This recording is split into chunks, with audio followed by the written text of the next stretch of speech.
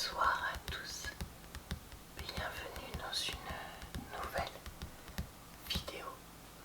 Aujourd'hui, je vous fais une vidéo booktube, c'est-à-dire une vidéo d'avis, roman.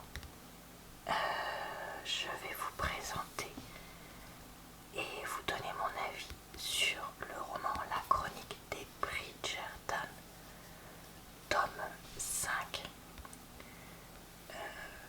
La plupart d'entre vous suivant ma chaîne savent que je suis depuis novembre-décembre en train de lire les Bridgerton successivement et je vous donne mon avis dessus. Donc si vous souhaitez retrouver mon avis pour les tomes 1, 2, 3 et 4, vous retrouverez ça en barre d'informations, commentaires épinglés dans le million avec les grands, tout ça.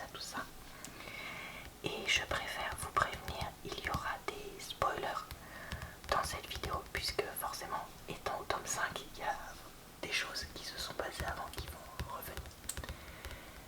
Donc, j'ai devant moi un résumé que j'ai pris sur internet du tome 5 parce que le problème sur ces doubles tomes là de cette nouvelle édition, c'est que on retrouve le résumé des 2 tomes derrière, donc je ne voudrais pas vous en révéler trop, donc je vais vous chuchoter ça et ensuite on lira quelques pages du roman pour voir comment il est écrit pour ceux qui ne connaissent pas. Après la disparition tragique de sa femme, Sir Philip est totalement désemparé. Comment va-t-il faire pour élever ses enfants qui ont souffert de la maladie de leur mère? Comment leur apprendre la tendresse, lui qui ne sait pas exprimer ses émotions? Pourquoi ne proposerait-il pas un mariage à Miss Bridgerton avec qui il entretient une relation épistolaire? Surprise, mais en même temps troublée, Héloïse, qui ne fait rien comme tout le monde, quitte Londres en secret pour rejoindre dans son manoir cet homme qu'elle n'a jamais vu. Donc un résumé, je trouve, qui en dit beaucoup. Mais bon, après au moins on sait à quoi s'en tenir. Blog, février 1823, Gloucestershire, je crois qu'on dit comme ça, Angleterre. Quelle ironie que ce soit arrivé par une si belle journée. Il y avait enfin eu une éclaircie après 6 semaines de grisaille entrecoupées de courtes averses de pluie ou de neige. Même Philippe, qui se croyait insensible aux variations météorologiques, s'était senti plus léger. Il était sorti. Ça avait été plus fort que lui. Personne ne pouvait rester enfermé par une journée aussi splendide, surtout au beau milieu d'un hiver aussi triste. Comment le soleil osait-il le taquiner aussi insolemment, un mois à peine après ces terribles événements? Et comment Philippe avait-il pu se montrer assez aveugle pour ne rien voir venir? Il avait vécu, non, il avait eu 8 longues années, mais non, je mélange tout. Il avait vécu avec Marina depuis le jour de leur mariage. Il avait eu 8 longues années pour apprendre à la connaître. Il aurait dû s'y attendre. Et pour tout dire,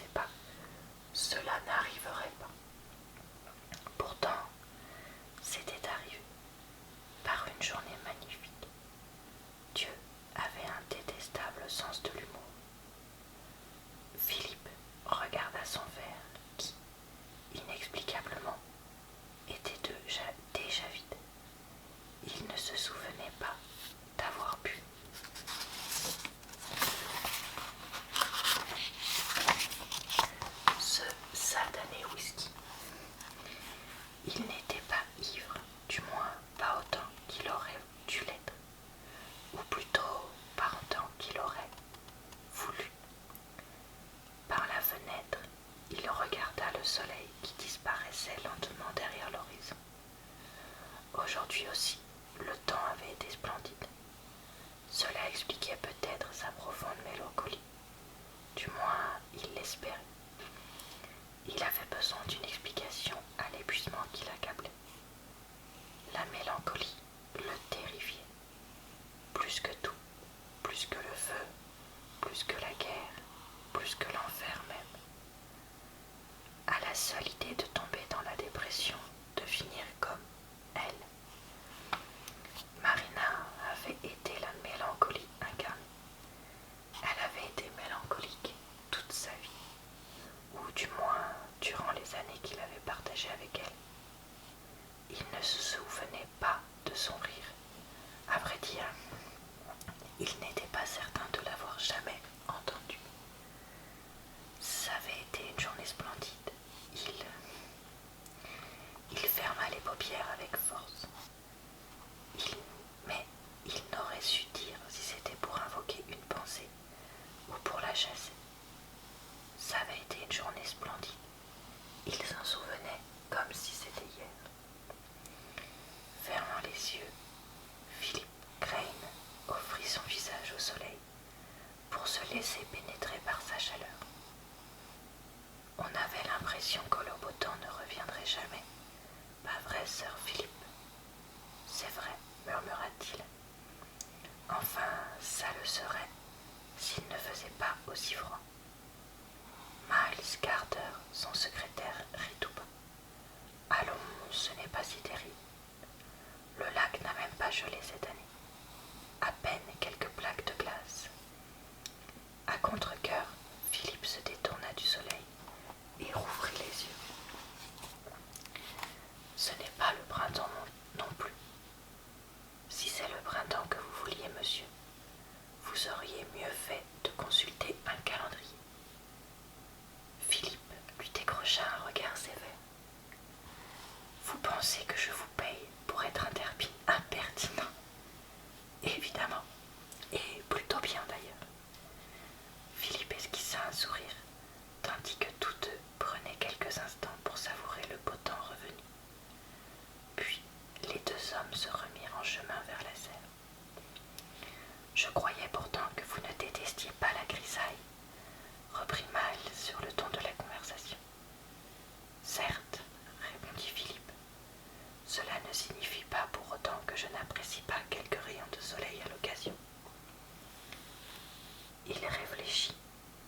Puis, à ce propos, vous direz à mademoiselle Millspy de faire sortir les enfants aujourd'hui. Il faudra bien les couvrir et ne pas oublier les gants et bonnets. Un peu de soleil leur fera le plus grand bien. Voilà trop longtemps qu'ils sont cloîtrés. Comme nous tous, murmura Miles.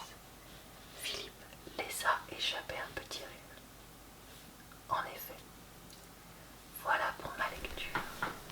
Alors, qu'est-ce que j'ai pensé de ce tome 5? Eh bien, je l'ai à la fois beaucoup aimé et pas beaucoup aimé. Alors, en fait, ce que j'ai beaucoup aimé, ce sont les deux personnages principaux. J'aime Héloïse depuis que je l'ai découvert dans le tome 1 et surtout depuis que je l'avais vu dans la série. C'est le seul personnage que j'ai aimé dans l'adaptation télévisée de Bridgerton avec Pénélope. Donc avoir enfin un tome sur elle où elle est impertinente, enfin pas impertinente dans le sens libertin, mais impertinente dans le sens je ne respecterai pas les règles, etc. m'a fait vraiment très plaisir. Et son envie de parler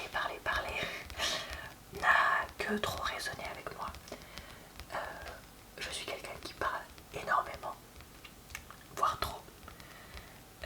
J'ai carrément un journal intime pour pouvoir soulager mes proches et pas leur parler tout le temps.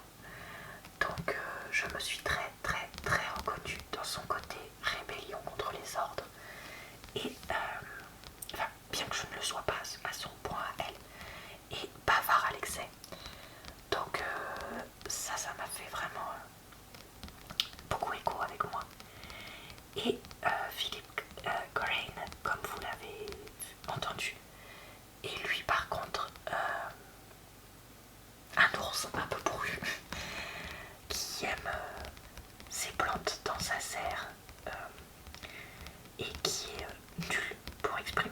sentiments, que ce soit avec ses enfants ou envers Héloïse, etc.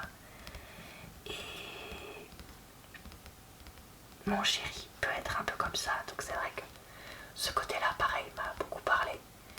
Et j'ai trouvé que c'était quelque chose d'intéressant de voir pour une fois un tome entier qui ne se passait pas à Londres. Même si le côté fête, mondainité, bon parfois était un peu trop absent. Je trouve que ça aurait pu être bien qu'on ait quand même une ou deux fêtes ou une ou deux choses un peu comme ça. Parce que c'est pas parce qu'ils sont à la campagne qu'il n'y a pas une seule fête. Enfin, il y a un moment, je me suis dit, c'est bon, les gens à la campagne, ils sont quand même censés se marier et tout ça, et se rencontrer. Donc ça m'a paru, peut-être, je sais pas, enfin je sais pas si historiquement c'est vrai ou pas, mais ça m'a paru un peu excessif, qui est vraiment zéro fête. Donc ça, c'était assez différent, mais c'était un changement au moins par rapport au tome précédent. Et une autre chose qui était aussi très différente, c'est que Philippe, comme vous l'avez entendu aussi dans le résumé, est veuf et déjà père. Et ça, c'était aussi intéressant, surtout que Julia Quinn, l'auteur, a décidé de faire de ses deux enfants des garnements insupportables par manque de soins parentaux, je crois qu'on pourrait dire ça. Mais bon, c'était un peu paradoxal ça, parce que soyons réalistes, la plupart des enfants à l'époque étaient élevés par des nourrices et gouvernantes, etc. Et donc ne voyaient leurs parents que très rarement. Donc ça a été un peu trop, comment dire, mis en avant et répété dans ce tome que c'était pour ça qu'ils étaient insupportables. Alors que, soyons réalistes, ça ne peut pas expliquer tout. Enfin, le comportement de leurs deux parents ne peuvent pas non plus expliquer tout. Donc bon, ça c'était un peu trop facile, mais voilà. Donc ça, c'était quand même les choses que j'ai bien aimées. Et pour une fois, il y avait un peu moins de scènes de SEXE. Et c'était pareil, c'était suffisant du coup, parce que des fois c'était un peu lourd dans certains autres tomes, notamment celui avec Colin. Voilà. Mais bon, ça c'est chacun son avis, évidemment, comme pour tout le reste. Après, qu'est-ce que je n'ai pas aimé dans ce tome? Et bah déjà, au début, je trouve que tout va trop vite.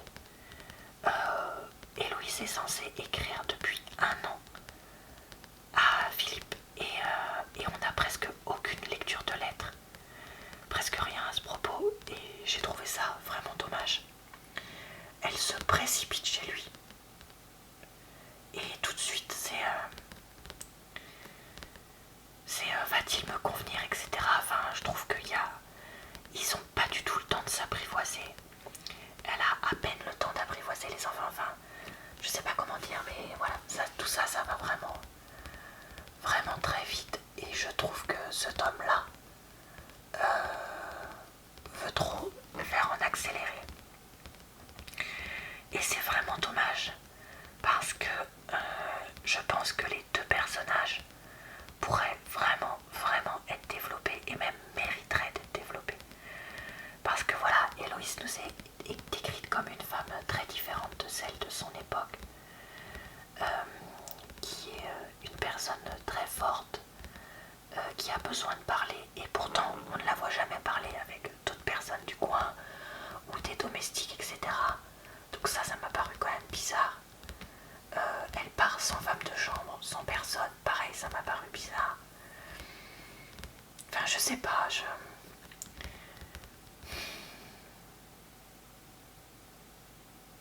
qu'elle parte sur un coup de tête, ça m'a pas choqué vu comme elle nous est présentée depuis toutes ces différents tomes. Mais qu'elle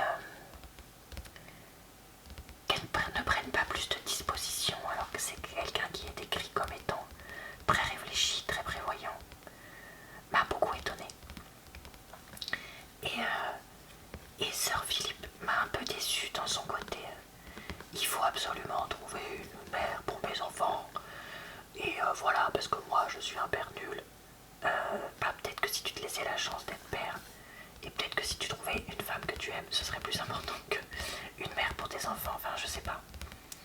Je trouvais que des fois c'était un peu ridicule qu'il s'entête à ce point-là. Et une fois que lui et Louise se rapprochent, il se met à tenir un discours sur pourquoi il l'a épousée qui m'a paru pareil assez bizarre. Et en fait il y a pas mal de moments où justement, étant tellement différents, bah, ça se dispute sévère, ce qui paraît logique. Mais voilà, on se réconcilie de façon quand même très très rapide. Pareil, c'est bizarre, enfin je sais pas. Ouais, donc je trouve que c'est un tome qui avait une super base, mais qui est retombé comme un soufflé qu'on aurait laissé se dégonfler. Parce que voilà, il manquait des choses. Après, je vais être honnête, c'est un des tomes que j'ai lu le plus vite parce que j'avais le plus envie de savoir ce qu'il allait se passer, comment ils allaient se rapprocher, les autres Bridgerton allaient-ils découvrir où était Louise, tout ça, tout ça. Mais voilà, je trouve qu'il y a eu beaucoup de choses qui ont été sous-exploitées. Et au final, c'est un tome qui est presque à huis clos pendant une très grande majorité du roman, avec quasi uniquement que Philippe et Héloïse, voire un tout petit peu les enfants. Et j'ai trouvé ça un peu dommage, parce que je pense qu'il aurait mérité avoir un peu plus de personnages. Voilà, après, est-ce que je l'ai bien aimé quand même? Je dirais quand même plutôt oui. Et est-ce que je vais lire le tome 6 sur Francesca? Oui, sans souci. D'ailleurs, je me suis rendu compte que dans ma dernière vidéo de Bridgerton, je vous disais que justement on ne nous parlait pas de cette sœur-là, et je l'ai appelée Hyacinthe, mais en fait non, je me suis trompée, c'était de Francesca que je voulais parler, mais je pense que je vous aurais mis ça en description de la dernière vidéo. Donc voilà, j'ai hâte de lire le tome sur Francesca parce que justement elle a une histoire qui nous a été évoquée dans les livres qui semble très très différente des autres tomes. Donc j'ai hâte de savoir ce qui se passe. Et au final, je me tenais aussi à dire que maintenant que j'ai lu déjà le tome 5, bah, je me rends compte qu'un des tomes que j'ai le moins aimé au final c'est le 1, parce que c'était le plus plan-plan et que Daphné me paraissait quand même pas mal greluche, il faut le dire. Et du coup, je trouve ça dommage d'avoir commencé la série sur un truc aussi basique. Même si je peux comprendre que d'un point de vue, comment dire, monétaire, enfin je sais pas, de fidélisation des lecteurs, ça a été fait comme ça. Est-ce que je vous recommande cette série de livres? Comme toujours, seulement si vous êtes romantique, qui ont envie de lire des livres un peu faciles à lire et avec un côté un petit peu histoire, dans le sens où on n'est pas du tout de nos jours. Si c'est pas votre cas, je ne pense pas que ça vous plaira, clairement.